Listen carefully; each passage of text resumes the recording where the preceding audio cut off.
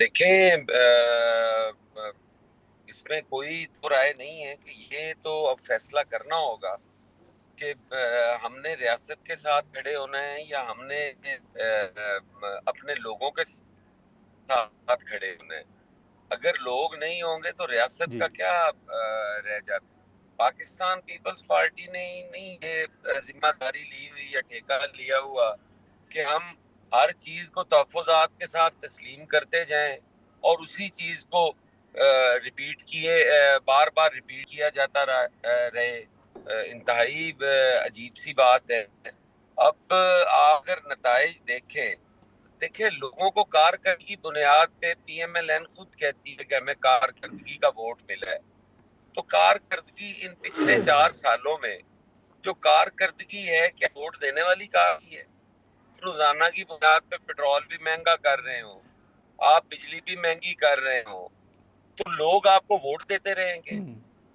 ये अजीब नहीं, सी लेकिन असर उनकी मुर्तज़ा मंतक साहब, है। और कश्मीर में तो सर आपकी का हुकूमत है, और दूसरा जो बिलावल साहब रियासत का जिक्र कर रहे हैं, तो आप क्या समझते हैं कि मुस्लिम लीग नून जो सीटें जीती है वो रियासत की सपोर्ट से जीती हैं? बिलावल साहब ये कहना चाह रहे हैं? देखिए, आप अगर तो उस हमारी हुकूमत को ये समझते हैं कि पेट्रोलियम मसनूआत की कीमतें उस रियासत की वजह से बढ़ी हैं, अगर आप समझते हैं कि अगर नहीं। वो जो कमेटी वहाँ पे आके बैठी हुई है, जॉइंट एक्शन कमेटी, वो पाकिस्तान पीपल्स पार्टी की हुकूमत से की वजह से आके बैठी हुई, या जो मुताल्लिक़ है फेडरल गवर्नमेंट से रिलेटेड नहीं है, तो ये सारी चीजें उनको सिर्फ एक जाविये से नहीं ना रद्द कर देना चाहिए कि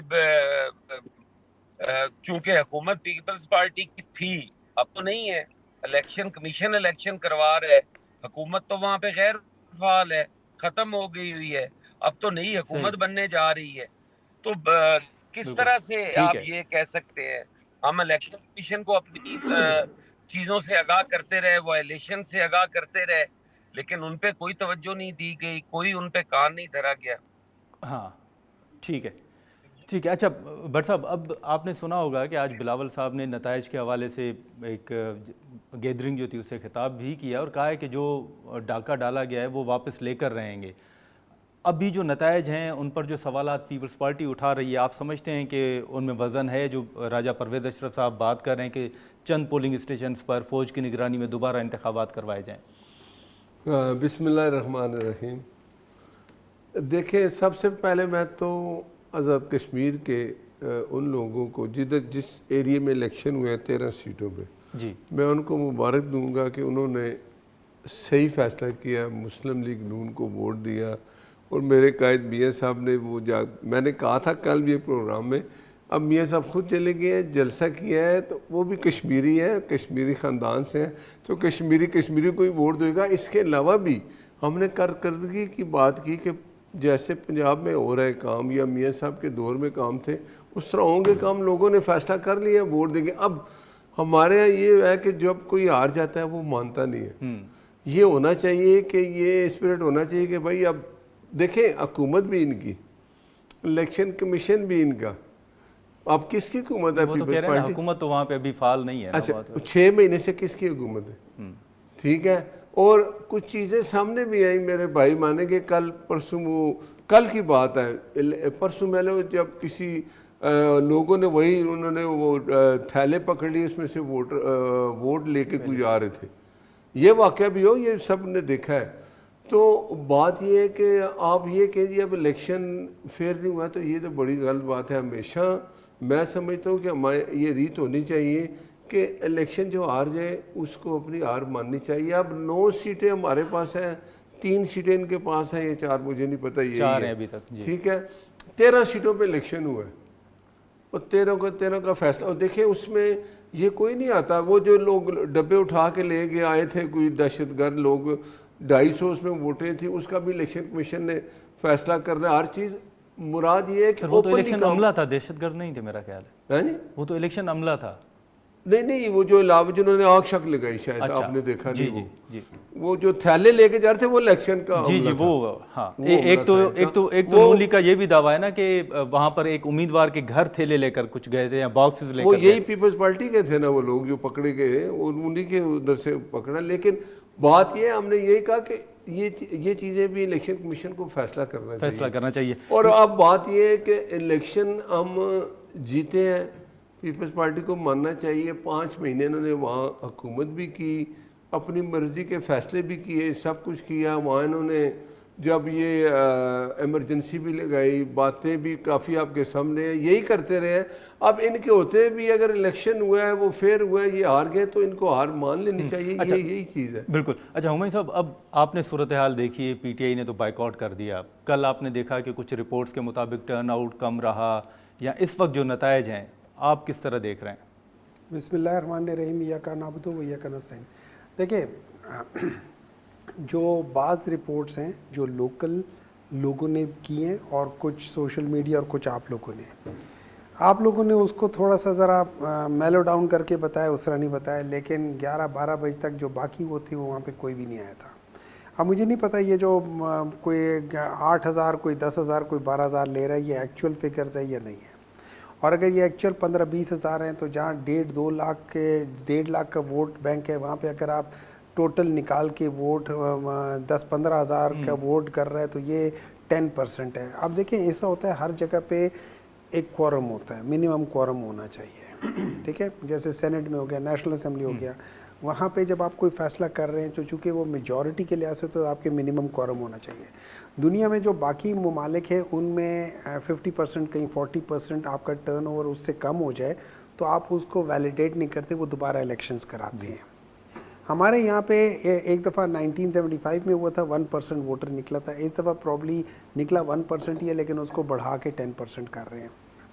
इन इलेक्शंस की बात करके, इन इलेक्शंस में क्या हो रहा है, मतलब इन इलेक्शंस की वैलिडिटी क्या है, किस लिहाज से वैलिडेट करेंगे, जहाँ पे टोटल 5 से 10% लोग वोट के लिए बाहर निकल रहे हैं, 90% लोग नहीं निकल रहे। और ये जनरल इलेक्शन है, ये दूसरा इलेक्शन नहीं है, ये बाय इलेक्शन नहीं है। चलो, बाय इलेक्शन में आप तब भी कहते थे कि 20%, 22% होता है। जो आपका जनरल इलेक्शन होते हैं, उसमें कम से कम 35-40%, 45% तो होता ही होता है। इसमें जब आप 10% कर रहे हैं, तो क्या ये वाकई वैलिड इलेक्शंस हैं या नहीं है?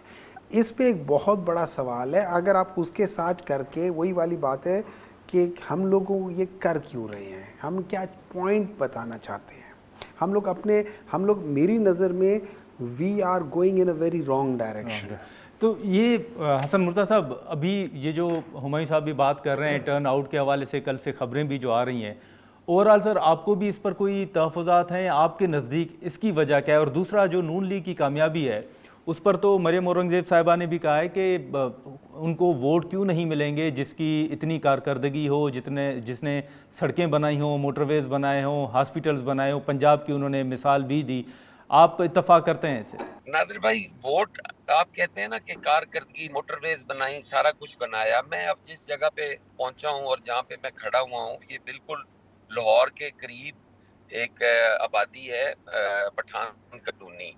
ये फिरोज वाला पठान कॉलोनी, यहाँ पे नाला भेड़ एक टूटा है, और उस नाला भेड़ के टूटने से, उसका बंद टूटने से जो तबाही यहाँ मची है, वो 3 बच्चे डूबकर मर गए हैं, तबाह हो गई हैं। घरों में तीसरे दिन का पानी घुसा हुआ है। अब मैं वहीं पे उन लोगों के पास जाने के लिए, आज 3 दिन से कोई आदमी उनका पुरसाने हाल नहीं है। इस कारकर्दगी की बुनियाद पे आप कह रहे हैं, आप उस कारकर्दगी की बुनियाद पे कह रहे हैं जो फैसलाबाद के अंदर अरबों रुपए की करप्शन का स्कैंडल सामने आया, आपने उस पर कोई कमीशन नहीं बनाया। आप उस कारकर्दगी की बात कर रहे हैं जो टोबा टेक सिंह के अंदर आपकी सारी ब्यूटिफिकेशन एक बारिश की नजर हो गई। आप उस कारकर्दगी की बात कर रहे हैं जो लाहौर के तमाम अंडर पासेस और सड़कें दरिया का मंजर पेश कर रही हैं। ये कॉस्मेटिक डेवलपमेंट आप समझते हैं कि ये कोई पायदार डेवलपमेंट है? आपने पंजाब के अंदर हेल्थ सेक्टर बिल्कुल फारिग कर दिया है। आपके हॉस्पिटल्स के अंदर मेडिसिन नहीं मिलती, आपके स्कूल जो है वो आउटसोर्स कर दिए गए हैं। आप किस कारकर्दगी की बुनियाद पे आप कह रहे हैं कि लोग आपको वोट करेंगे और आपको इस बुनियाद पे वोट दिए जाएं कि आप पुंजी प्रोजेक्ट 7,100 मेगावाट का खत्म करके जो सस्ती बिजली थी आप साहिवाल में कोल पावर प्लांट लगा देते हैं। इस कारकर्दगी के बुनियाद पे आपको दिया जाए। आप ML1 खत्म करके और लाहौर में ऑरेंज ट्रेन चला देते हैं। इस कारकर्दगी के बुनियाद पे आपको वोट दिया जाएगा। रोजाना की बुनियाद पे पेट्रोल महंगा हो रहा है, आपको इस कारकर्दगी की बुनियाद पे दिया जाएगा। काश्तकार की कुव्वत खरीद खत्म हो गई है, आपने गंदम नहीं खरीदने दी हमें, हमारी गंदम नहीं खरीदी आपने, काश्तकार से गंदम नहीं ली, 4,000 हम कहते थे रेट कर दो, उससे नहीं खरीदी। आज अपने दलाल को फायदा देने के लिए आप 10 लाख मेट्रिक टन गंदम जो है वो दरामद करने की बात कर रहे हैं। नाज़रीन, यहाँ पर एक मुख्तसर सा ब्रेक लेते हैं और ब्रेक के बाद हम यहीं से गुफ्तगू को आगे बढ़ाते हैं।